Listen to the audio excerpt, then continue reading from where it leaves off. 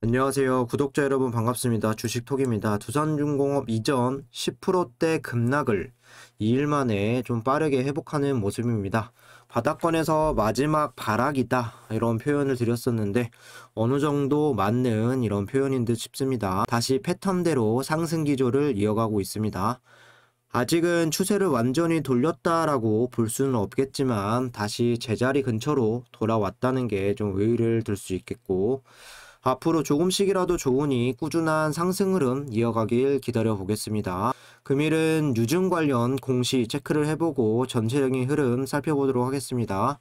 구독과 좋아요는 큰 힘이 됩니다. 소통하는 방송인 만큼 궁금한 점 댓글 달아주시면 되겠습니다. 주식톡 유튜브를 보시면 잘 아시겠지만 두산중공업 작년부터 꾸준하게 리뷰를 드리고 있고, 지난 7월부터는 텔레그램 무료방도 계속 운영 중에 있습니다. 여기 보시면 메신저를 통해서 매일 두산중공업에 대한 이슈라던가, 그리고 실시간 브리핑 드리고 있고, 시장 분석 그리고 종목 소개도 같이 드리고 있습니다. 올해 들어서 코스피가 10% 이상, 코스닥이 20% 이상 빠졌었고, 모처럼 어제도 그렇고 좀 연속적인 반등 흐름이 오늘 이어졌죠. 어제 같은 경우는 후성이라는 종목을 좀 잡아서 현재 좀 수익권에 이렇게 머물고 있는데, 여기 보시면 여러 가지 매매 관련돼서 좀 필요한 정보나 시황들을 실시간으로 말씀드리고 있습니다. 분명 시장 보는 눈과 어떤 종목을 선정해야 하는지 모르시는 분들은 충분히 도움이 되실 수 있습니다. 단 한 가지 유한타증권사만 사용하시면 조건 없이 모두 무료로 도와드리고 있고, 서부 계좌는 유한타로 개설하셔서 좋은 인연 만들어 갔으면 좋겠습니다. 참여 원하시는 분들은 이쪽 번호로 문의 주시면 되겠습니다. 그럼 구독, 좋아요 눌러주셨으면 영상 시작을 해볼게요. 오늘 시장에 대한 리뷰 쉽게 좀 설명을 드리도록 하겠습니다. 3월달 이제 FOMC에서 연준이 공격적인 통화 정책을 단행할 것이다, 이런 가능성이 좀 낮게 되면서 양 시장은 초반부터 좀 강보합권으로 이렇게 출발을 했습니다. 그러면서 점점 상승하는 흐름으로 좀 바뀌었는데, 우크라이나 지정학적 리스크 재부각의 변동성이 확대되면서 코스닥이 1% 이상 상승을 했다가 다시 마이너스 1%까지 급락을 하기도 했었죠. 블룸버그발 오보로 우크라이나 사태가 좀 판명이 났고, 러시아와 서방 국가 간의 마찰은 크지 않을 것이라는 또 소식이 재차 반등을 하면서 좀 마무리가 되었습니다. 잘못된 이런 오보라던가 찌라시 하나 때문에 글로벌 증시도 좀 급락을 경험했고, 우리 시장 투자 심리와 변동성 확대가 지속이 되면서 좀 좋을 수 있었던 장이 막판에 조금 꼬였다, 이렇게 좀 볼 수 있겠습니다. 하지만 이런 상황에서도 외국인들이 꾸준히 매수세를 높여가면서 또 하방에서 매수가 들어온 모습인데요. 오늘 코스피 같은 경우는 0.53%, 그리고 코스닥 같은 경우는 마이너스 0.45% 하락. 역시나 수급들의 차이로 좀 보실 수가 있겠는데, 오늘 외인들 같은 경우는 거래소에 6,400억 원 들어온 거에 반해서 코스닥은 250억 이렇게 매도를 하면서 상대적으로 반등하지 못했습니다. 여기 보시면 빨강색이 오늘 코스닥의 지수 흐름이고 초록색이 코스피입니다. 전체적인 지수 움직임, 초반에 강보합권에서 조금씩 좋아지는 이런 흐름을 이렇게 이어갔었는데, 그런 이슈들로 인해서 한 번에 바닥을 이렇게 찍었고, 그 이후에 다시 해소된 부분으로 어느 정도 반등을 하면서 좀 끝났다, 이렇게 좀 보시면 되겠고, 요 아래 차트는 미국 나스닥 선물 이런 차트 흐름인데, 우리 전체적인 지수 흐름과 선물 흐름 비슷하게 이어지죠. 나스닥 선물 같은 경우는 우리 시장의 선행격으로 좀 이 부분도 같이 체크를 해보시면서 시장 좀 잘 판단해 주시면 될 것 같습니다. 오늘 날짜로 해서 두산중공업에서 유상증자 청약에 대한 마무리 공시가 떴습니다. 이 공시를 보면서 저도 두산중공업의 주주로서 화가 나기도 했었는데, 그동안 청약률이 미미해서 며칠간 청약률이 미미해서 실권주가 212만 주나 발생을 했다. 실패한 유중이다. 반쪽짜리 유중이다. 안 좋은 기사들이 나오면서 투심을 좀 약하게 만들었고 주가를 조금 더 내리고 싶어하는 세력들에게는 좋은 기회를 제공을 했었죠. 결국엔 오늘과 어제 이렇게 반등을 해주면서 별일이 아니었다라는 부분을 증명하고 있다고 생각을 합니다. 청약 미달은 맞았으나 대주주나 우리사주 같은 경우 회사의 미래성이 없고 더 이상 성장성이 없다. 그렇기 때문에 청약을 하지 않았다라는 부분은 아니었고 잦은 유상증자로 인해서 좀 대출 문제도 불거지고 이번에는 어쩔 수 없었던 게 좀 기사화되기도 했습니다. 어쨌든 이런 상황들은 좀 벌어졌고 현재 그 부분이 어느 정도 회복세를 가져간다는 게 중요할 수 있겠습니다. 어제 실권주 청약에 대한 부분이 끝났고 경쟁률 자체도 좀 만만치 않았다는 기사들 다 보셨을 겁니다. 여기를 좀 보시면 청약 결과 발행 예정 주식수는 8,287만 주, 당연히 변동은 없고 실권주 청약 주식수로만 보면 4억 3,600주가 몰렸습니다. 실권주로 풀린 게 212만 주인데 4억 주가 넘는 이런 청약이 들어왔기 때문에 경쟁률 같은 경우는 이렇게 205대 1%로 집계가 되어 있죠. 참고로 이렇게 경쟁률이 크게 나왔기 때문에 실권주 청약은 받기가 좀 어려울 수 있다라고 보시면 되고 보통 실권주 같은 경우는 자금이 이제 큰 사람들이 더 많이 가져갈 수 있다는 부분 계속돼 왔습니다. 기존 주주 청약과 그리고 이번 실권주 청약을 통합적으로 봤을 때는 5억 1,600만 주가 몰렸다라고 하는데 발행 주식수가 8,200만 주보다 이 수치는 6배가 많은 청약률 623%를 기록을 했습니다. 이 수치만 봐도 절대 실패한 청약이라고 볼 수 없고 회사의 바람대로 1조 5천억 이 규모까지는 아니었지만 1조 1,500억 가량은 내일이죠. 최종 납입이 될 것 같습니다. 지난 11월 30일 최초 유중에 대한 공시 이후에 좀 급락을 경험했고 벌써 2달이 넘는 시간이 훌쩍 넘어버렸습니다. 이제는 일반 주주들이 유상증자로 따로 할 거는 없습니다. 3월 4일 상장 전으로 물량을 소화하는 기간 오래 걸리지 않길 좀 바라면서 지켜볼 수밖에 없겠습니다. 그리고 3월 9일 날 대선만 좀 잘 끝나게 된다면 유상증자 그리고 대선 주가에 영향을 줄 수 있었던 긴 터널을 빠져나올 수 있는데 앞으로 1년 정도 좀 보신다라고 생각을 해주시고 실적이라던가 그리고 좀 앞으로 나올 수 있는 수주들 그리고 신사업의 정착 또 여기에 재무 안정화 등 이제는 부담감보다는 좀 더 기대감을 가지고 지금의 해오던 마인드로 임해 주시면 될 것 같습니다. 이어서 기사 2개 정도 체크를 해볼게요. 두산중업 최단기 채권단 관리 조기 졸업을 할까? 두산중공업이 22개월에 걸친 자산 매각, 유상증자 등을 통해 최단기간에 채권단 관리를 벗어날지 주목된다. 최근 10년 사이 가장 빠른 속도로 채권단 관리를 벗어난 기업은 동국제강으로 2년이 걸렸다. 두산중공업은 이달 유상증자를 통해 1조 1,500억 원의 규모의 자금을 조달, 5천억 원은 채무 상환금으로 6,500억 원은 기타 자금으로 활용할 계획이다. 신사업 쪽에 투입한다고 밝혔죠. 대금 납입일은 오늘 18일로 예정이 되었다. 두산중공업은 2020년 4월 채권단과 재무구조 개선 약정을 맺고 KDB 산업은행과 한국수출입은행으로부터 총 3조 원을 지원받았다. 단기 유동성 조달이 목표였고 단기 유동성 조달 후 경영 정상화를 위해 이렇게 클럽 모호를 매각을 하고 유상증자를 통해서 또 채무 상환 자금을 마련했고 21년에는 두산 인프라코까지 8,500억 원에 이제 매각을 해서 채무 자금을 마련을 했고 같은 해 두산건설 지분 2,580억 원도 매도를 했습니다. 두산 총수 일가도 두산중공업 살리기에 나섰다. 두산은 두산중공업이 진행한 1조 원대 유상증자에 참여하기 위해 두산솔루스, 모토를 사업부 각각 7천억, 4,500억에 매각을 했고 두산타워도 8천억에 매도를 했습니다. 최근 10년간 가장 빠른 속도로 채권단 관리를 벗어난 곳은 동국제강, 그리고 두산중공업이 약정을 맺은 시점이 2020년 4월인 점을 감안하면 약 2달 정도 빨리 약정 종료를 이룰 수 있다.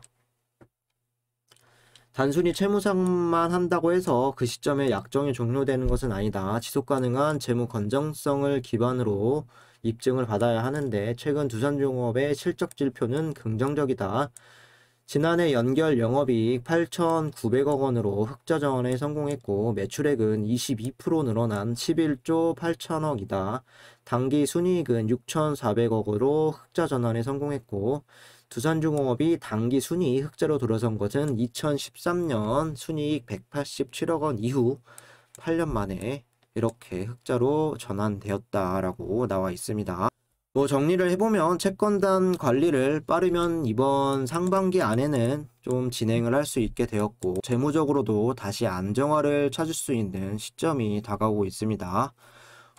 순차입금 같은 경우도 작년 연말 기준 올해 연말은 2조 5천억 가량 줄었고 부채 비율 같은 경우도 이제 130%로 좀 크게 낮춰질 전망이라고 합니다. 올해는 이미 사우디 주단조 수주 그리고 이집트 엘다바 수주를 포함해서 작년보다 수주는 22% 증가한 8.9조 원을 가능할 계획이라고 하고 매출 같은 경우도 31%가량 증가폭이 또 예상이 된다라고 어제 레포트 통해서 이야기를 좀 드렸습니다.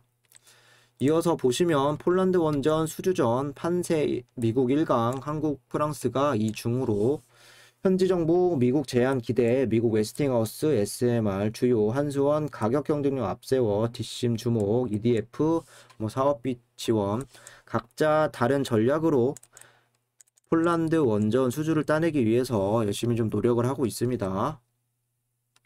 폴란드가 미국에 SMR 기술을 도입하여 대형 원전 입찰에 영향을 주고 있다. 웨스팅하우스와 한수원, 프랑스의 EDF가 입찰에 나선 가운데 미국을 중심으로 1강 2중 구도가 굳어지는 양상이다. 폴란드 같은 경우는 25년까지 총 6기의 원전이 발주가 되고 현재 한미프가 수주에 참여 중에 있는데요. 이미 6기 중 일부는 미국 웨스팅하우스가 수주해서 기본 설계를 따냈고 그 부분에서 두산중공업은 주기기 납품으로 1.2조 원의 좀 납품을 기대할 수 있습니다. 최근에 유스케일 파워가 SMR 기술을 도입을 해서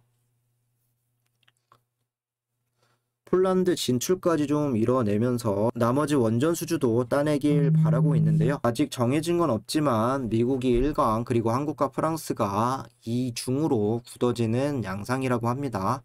한수원에서도 현재 니즈를 파악하고 고군분투를 하고 있지만 최악의 결과 프랑스가 단독으로 남은 수주를 또 가져가지 않는 이상 두중은 또 미국 서브벤더로 추가 수주도 여기에 좀 기대가 되는 부분이 되겠습니다.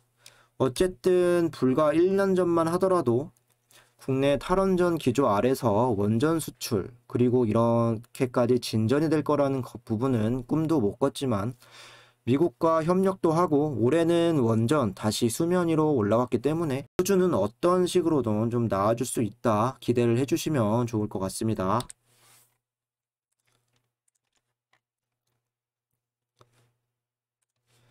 이어서 수급을 좀 볼 건데요. 외인이 오늘 14만 3천주 순매수, 개인이 8만 9천주, 기관이 7만 9천주, 그리고 프로그램이 10만 4천주 순매수가 되었습니다.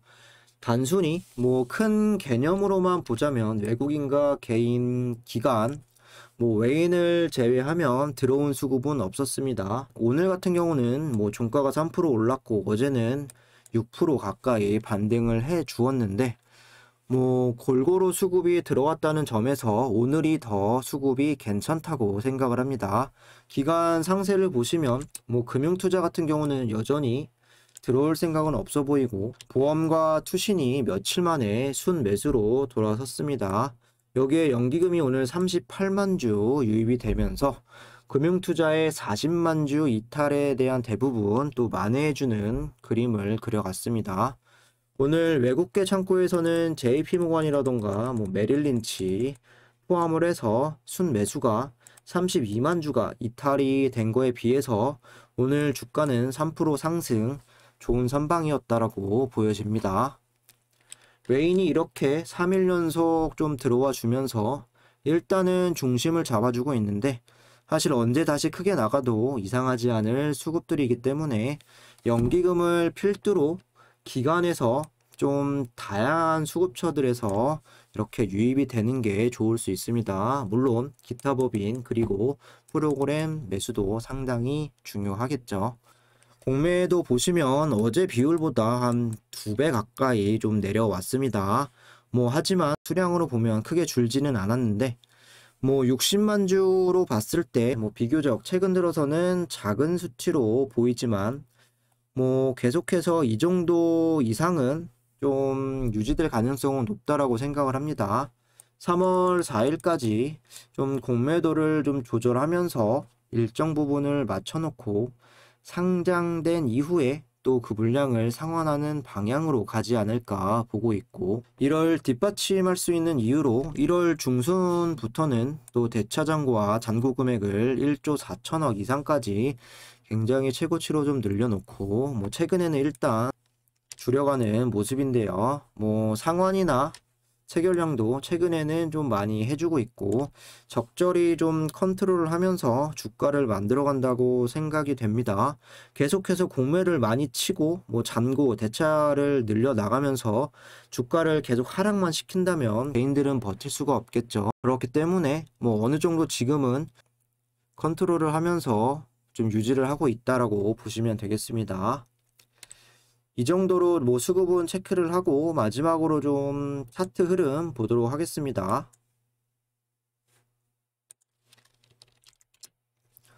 지난 14일이죠. 이렇게 실권주가 발생했다는 이슈로 해서 공매 세력들은 주가를 쭉 이렇게 바닥권에서 내렸던 상황이었는데, 최근 이 거래일 동안 10% 가까이 반등을 해주면서 이렇게 크게 보시면 또 빨간색 선 11선 부근까지 끌어올렸습니다.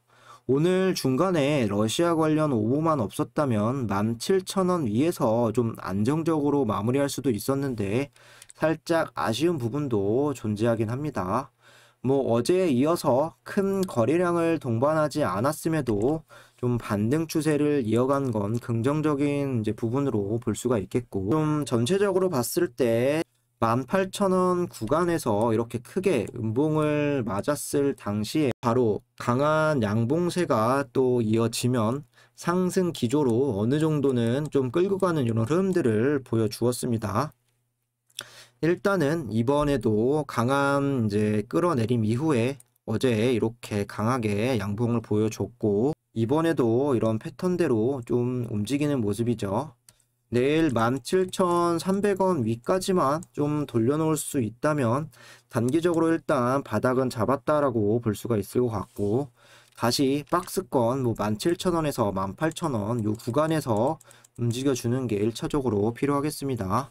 주가 자체가 이 빨간선 21선 위에서만 좀 횡보를 할 수 있다면 언제든지 다시 상승 흐름을 탈 기회가 생길 수 있다고 보기 때문에 아직은 안정기에 접어든 상황은 아니다. 좀 이해를 해주시면 되겠고, 딱히 지금은 대응을 하기보다는 기술적으로 기다려 봐야 하는 자리라고 볼 수 있겠습니다.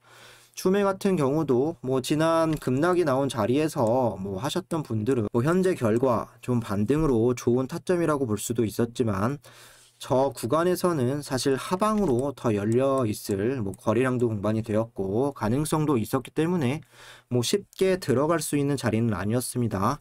유상청약도 마무리돼서 저가 매수 기회도 얻었고 물량 상장일도 얼마 남지 않았기 때문에 물량을 좀 늘린다는 부분은 신중하게 생각을 하셔서 대응하시면 될 것 같습니다. 이상으로 영상 마무리하도록 하겠습니다. 구독과 좋아요 한 번씩 부탁드리고, 두산중업 좀 같이 어려운 시장 이겨내고 싶으신 분들이나 뭐 수익 좀 보고 싶으신 분들은 유한타만 사용하시면 모든 게 무료입니다. 관심 있으신 분들은 앞에 말씀드렸던 번호로 문의 주시면 되겠습니다. 감사합니다.